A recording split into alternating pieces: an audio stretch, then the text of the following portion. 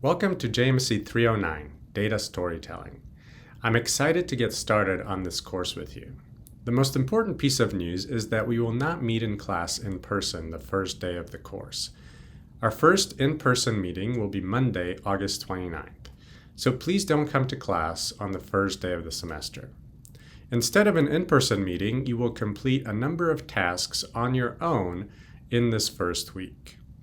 I'm Professor Bobkowski, and I am teaching the 8 and 11 a.m. sections of 309, and Professor Ever Figueroa is teaching the 4 p.m. section.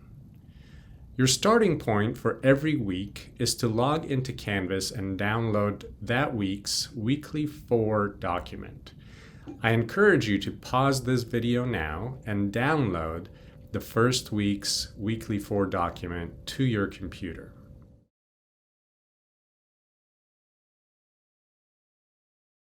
Let me now explain the Weekly 4 and why we use it. The Weekly 4 is the system for keeping track of attendance and all of the other work you do for this class.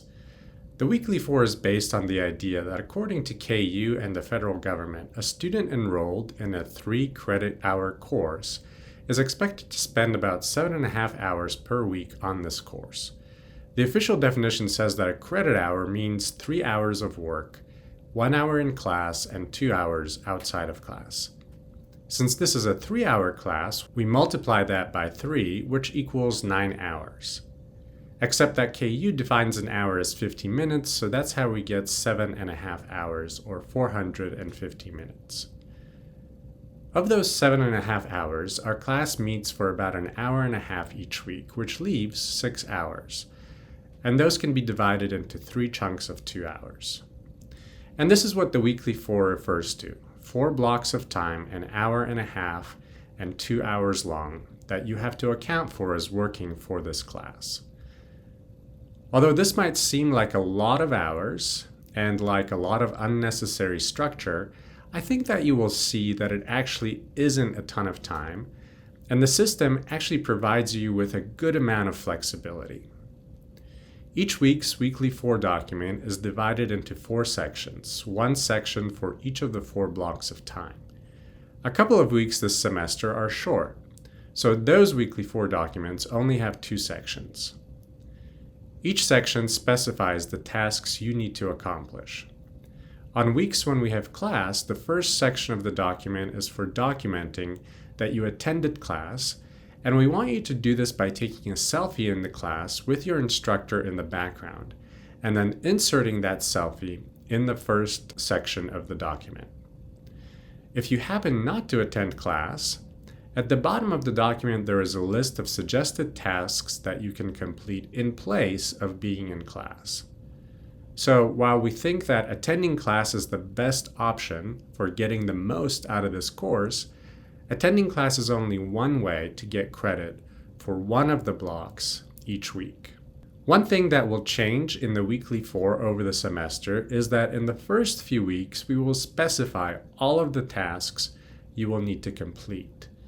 With time, as you start working on your final project, there will be increasingly more room in the Weekly 4 to work on your own to get your project work done.